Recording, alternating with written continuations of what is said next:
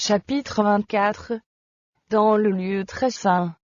La clé de l'énigme de 1844 se trouvait dans le sujet du sanctuaire. L'étude de ce sujet révéla tout un système harmonieux de vérité. On y vit la main de Dieu, lequel avait dirigé le grand mouvement adventiste, éclairant la position et la mission de son peuple, et lui signalant ses devoirs présents. De même que les disciples de Jésus furent heureux de revoir le Seigneur après 2 nuits, et un jour de douleur et de désespoir, de même la joie des adventistes fut grande. Ils avaient espéré voir leur Sauveur revenir dans sa gloire, pour récompenser ses serviteurs, mais leur chagrin, le leur ayant fait perdre de vue, ils s'étaient écriés, comme Marie au sépulcre: on a enlevé le Seigneur, et nous ne savons où on l'a mis. Ils le retrouvaient maintenant dans le lieu très saint, en qualité de souverain sacrificateur compatissant, prêt d'apparaître comme roi et comme libérateur. La lumière émanant du sanctuaire éclairait le passé, le présent et l'avenir. Ils savaient que l'infaillible providence de Dieu les avait conduits, bien que, comme les premiers disciples, ils n'eussent pas vu la portée du message qui leur avait été confié. Celui-ci n'en avait pas moins été exact sous tous les rapports. En le proclamant, ils avaient réalisé les desseins de Dieu, et leurs travaux n'avaient pas été vains devant le Seigneur. Régénérés pour une espérance vivante, ils se réjouissaient d'une joie ineffable et glorieuse. La prophétie de Daniel 8,14. 2300 soirs et matins, puis le sanctuaire sera purifié, et le message du premier ange: craignez Dieu, et donnez-lui gloire, car l'heure de son jugement est venue, signalait le ministère de Jésus dans le lieu très saint, pour y instruire le jugement, et non pas sa venue pour acheter son peuple, et détruire les méchants. L'erreur ne se trouvait pas dans le calcul du temps prophétique, mais dans l'événement attendu à la fin des 2300 jours. Bien que cette erreur fût la cause du désappointement des croyants, tout ce que la prophétie déclarait, et tout ce que les Écritures promettaient avait été accompli. Au moment même où ils pleuraient leurs espérances déçues, l'événement annoncé par le message se produisait, événement qui devait nécessairement survenir, avant que le Seigneur revienne pour récompenser ses serviteurs. Jésus était venu, non sur la terre, comme il s'y était attendu, mais dans le lieu très saint du sanctuaire céleste, comme le rite l'avait annoncé. Le prophète Daniel nous le montre se dirigeant, à ce moment même, vers l'ancien des jours. Je regardais, dit-il, pendant mes visions nocturnes, et voici, sur les nuées des cieux arriva quelqu'un de semblable à un fils de l'homme. Il s'avança vers l'ancien des jours, et non pas vers la terre, et on le fit approcher de lui. Cette venue est aussi prédite par le prophète Malachie. Et soudain entrera dans son temple le Seigneur que vous cherchez, et le messager de l'alliance que vous désirez. L'entrée du Seigneur dans son temple fut, pour son peuple, soudaine et inattendue. Ce n'était pas là qu'on l'attendait. On l'attendait sur la terre au milieu d'une flamme de feu, pour punir ceux qui ne connaissent pas Dieu, et ceux qui n'obéissent pas à l'évangile de notre Seigneur Jésus. Mais le peuple de Dieu n'était pas encore prêt à aller à la rencontre de son Seigneur. Une œuvre préparatoire restait à faire. Des lumières nouvelles allaient attirer son attention sur le temple de Dieu, qui est dans le ciel. De nouveaux devoirs allaient se présenter aux fidèles qui suivraient leur souverain sacrificateur dans ses nouvelles fonctions. L'Église devait recevoir un nouveau message d'avertissement et d'instruction. Le prophète avait dit: qui pourra soutenir le jour de sa venue? Qui restera debout quand il paraîtra? Car il sera comme le feu du fondeur, comme la potasse des foulons. Il s'assiera, fondra, et purifiera l'argent. Il purifiera les fils de Lévi, il les épurera, comme on épure l'or et l'argent, et présenteront à l'Éternel des offrandes avec justice. Ceux qui vivront sur la terre quand cessera dans le sanctuaire céleste l'intercession du Seigneur, devront subsister sans médiateur en la présence de Dieu. Leurs robes devront être immaculées, et leur caractère purifié de toute souillure par le sang de l'aspersion. Par la grâce de Dieu, et par des efforts persévérants, ils devront être vainqueurs dans leur guerre contre le mal. Pendant que le jugement s'instruit dans le ciel, et que les fautes des croyants repentants s'effacent des registres célestes, il faut que, sur la terre, le peuple de Dieu renonce définitivement au péché. Ce fait est plus clairement présenté par les messages du 14e chapitre de l'Apocalypse. Cette œuvre accomplie, les disciples de Jésus seront prêts pour son retour. Alors l'offrande de Juda et de Jérusalem sera agréable à l'Éternel, comme aux anciens jours, comme aux années d'autrefois. Alors, l'Église que le Seigneur viendra chercher à son retour sera glorieuse, sans tache, ni ride, ni rien de semblable, mais sainte et irrépréhensible. Alors elle paraîtra comme l'aurore, belle comme la lune, pure comme le soleil, mais terrible comme des troupes sous leur bannière. Outre l'entrée du Seigneur dans son temple, Malachie prédit aussi sa seconde venue pour exécuter le jugement. Je m'approcherai de vous, pour le jugement, et je me hâterai de témoigner contre les enchanteurs et les adultères, contre ceux qui jurent faussement, contre ceux qui retiennent le salaire du mercenaire, qui oppriment la veuve et l'orphelin, qui font tort à l'étranger, et ne me craignent pas, dit l'Éternel des armées.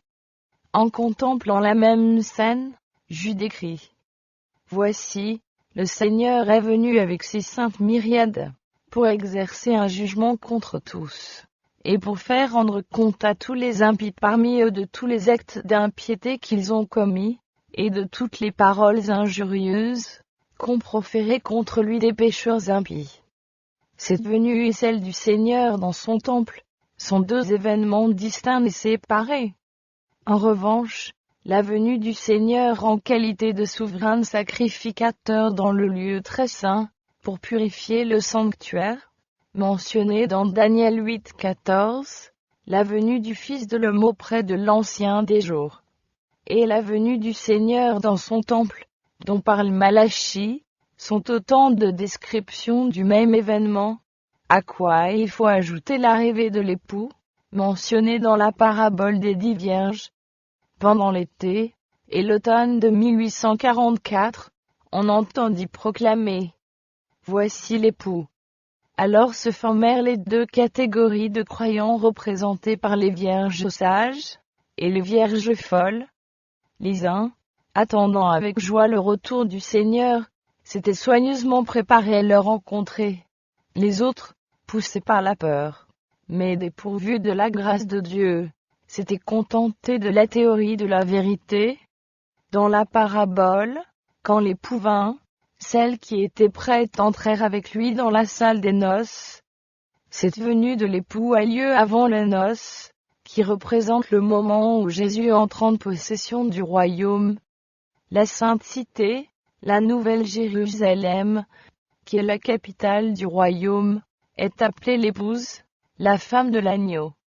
L'ange dit à Jean: Viens, je te montrerai l'épouse, la femme de l'agneau.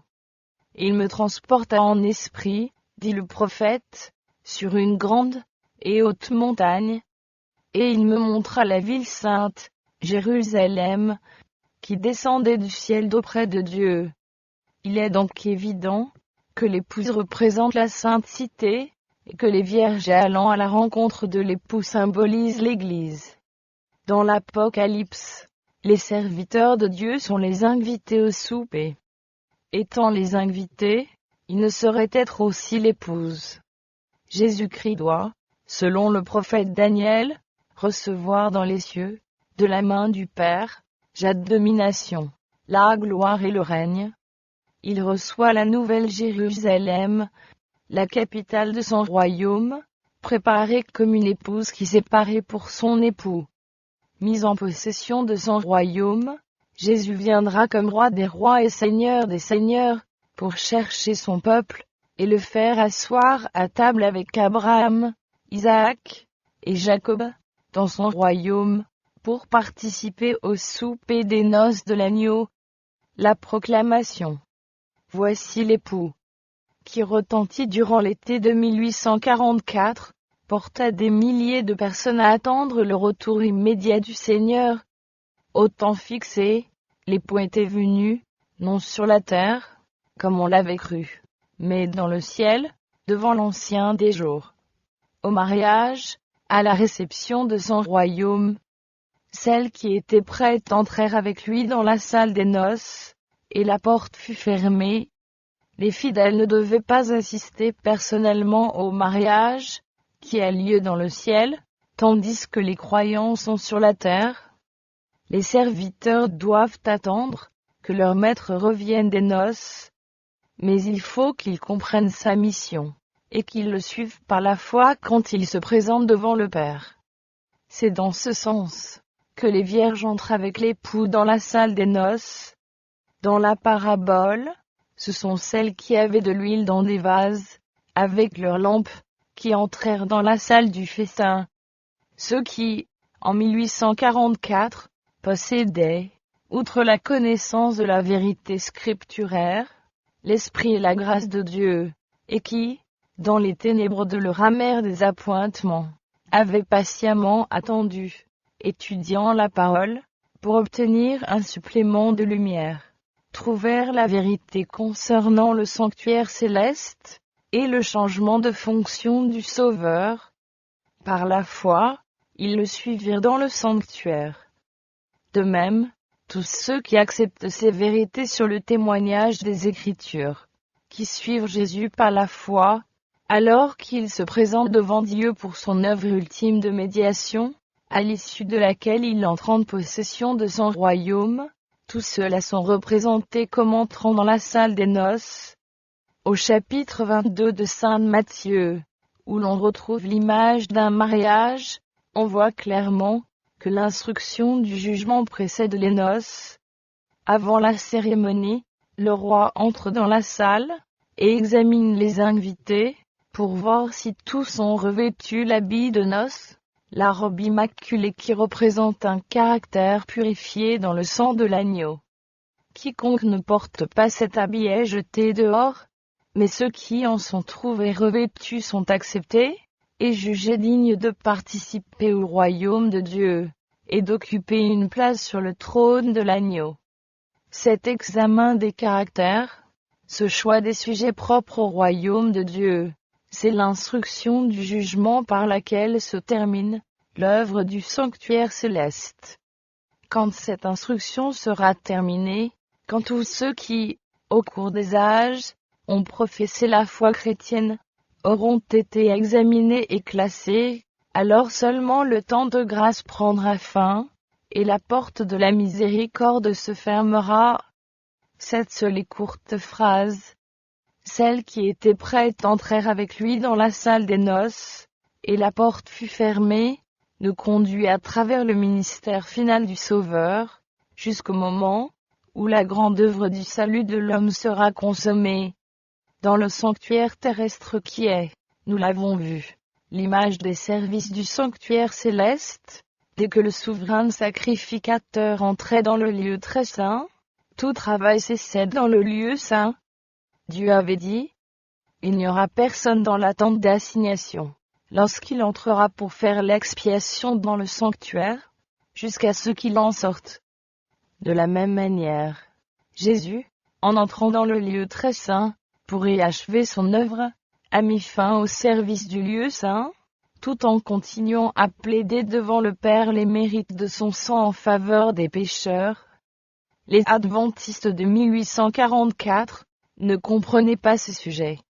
Une fois la grande dette passée, croyant être arrivés au moment critique, où l'œuvre de Jésus, comme intercesseur devant le Père, avait pris fin, ils continuèrent de croire que la venue du Seigneur était proche.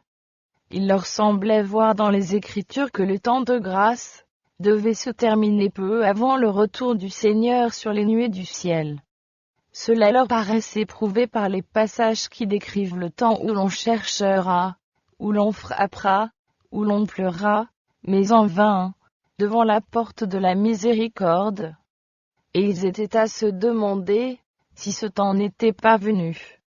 Ayant averti le monde de l'approche du jugement, ils crurent avoir achevé leur œuvre, et se désintéressèrent du salut des pécheurs. Les moqueries blasphématoires des impies étaient pour eux une preuve de plus que l'Esprit de Dieu avait abandonné les contempteurs de sa miséricorde. Tout cela les confirmait dans la conviction que le temps de grâce avait pris fin, ou, pour nous servir de leur expression, que la porte de la miséricorde était fermée. L'étude de la question du sanctuaire leur apporta des lumières nouvelles. Elle leur apprit qu'ils avaient eu raison de penser qu'un fait important devait se produire à la fin des 2300 jours. Donc en 1844, la porte de la miséricorde, par laquelle l'humanité avait eu accès auprès de Dieu pendant 18 siècles, s'était effectivement fermée, mais une autre s'était ouverte, et le salut était offert aux hommes par l'intercession du Sauveur dans le lieu très saint. Une partie de sa tâche n'avait pris fin que pour faire place à l'autre. Il restait une porte ouverte dans le sanctuaire céleste, où Jésus intercédait en faveur des pécheurs. On comprit alors ces paroles de Jésus à son Église. Voici ce que dit le Saint, le véritable, celui qui a la clé de David, celui qui ouvre, et personne ne fermera, celui qui ferme, et personne n'ouvrira. Je connais tes œuvres, j'ai mis devant toi une porte ouverte, que personne ne peut fermer.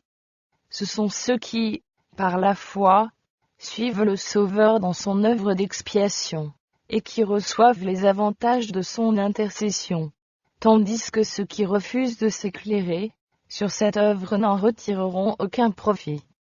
Les Juifs qui rejetèrent la lumière donnée lors de la première venue du Seigneur, et refusèrent de le recevoir comme Sauveur du monde, ne purent obtenir le pardon en lui.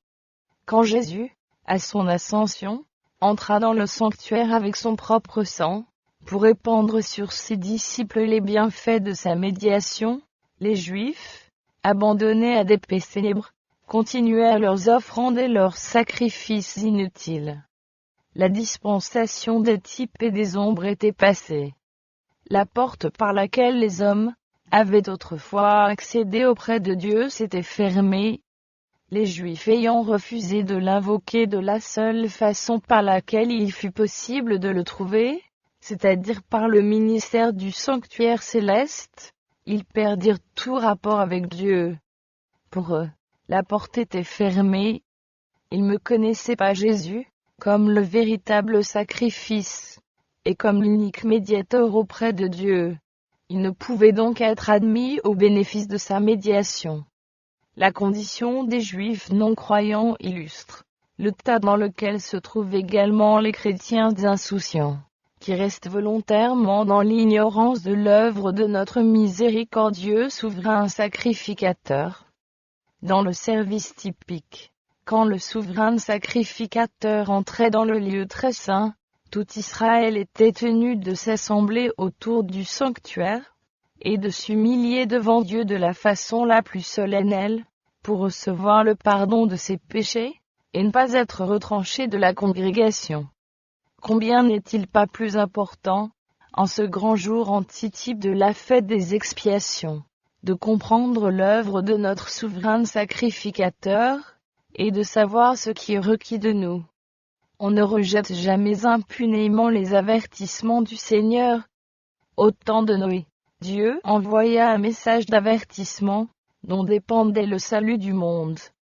Les antédiluviens repoussèrent ce message, et l'Esprit de Dieu se retira de cette génération pécheresse, qui périt dans les eaux du déluge. Au temps d'Abraham, la miséricorde cessa de plaider pour les coupables habitants de Sodome qui tous, sauf Lot, sa femme et 2 de ses filles, furent consumés par le feu du ciel. Il en fut de même au jour du Sauveur, qui disait aux Juifs incrédules de ces générations: Votre maison vous sera laissée déserte. Au sujet des hommes des derniers jours, la parole inspirée s'exprime comme suit: Ils n'ont pas reçu l'amour de la vérité pour être sauvés. Aussi Dieu leur envoie une puissance d'égarement, pour qu'ils croient au mensonge, afin que tous ceux qui n'ont pas cru à la vérité, mais qui ont pris plaisir à l'injustice, soient condamnés. Parce qu'ils rejettent les enseignements de sa parole, Dieu leur retire son esprit, et les abandonne aux égarements qu'ils affectionnent. Malgré tout, Jésus intercède encore en faveur des hommes, et ceux qui cherchent la lumière la trouveront. Ce fait ne fut pas immédiatement compris par les adventistes, mais il leur devint évident, dès qu'ils commencèrent à saisir le sens des passages de l'Écriture relatifs à leur position. L'échéance de 1844 fut suivie d'une période de crise.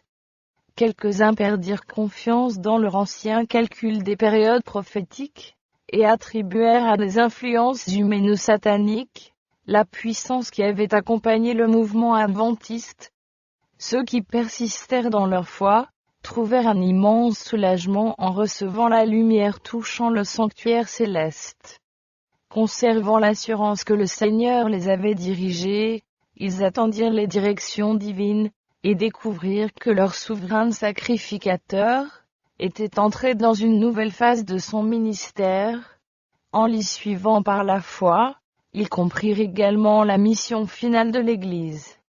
Éclairés sur le premier et le second message, ils furent ainsi préparés à recevoir et à communiquer au monde le message du troisième ange, rapporté dans le 14e chapitre de l'Apocalypse.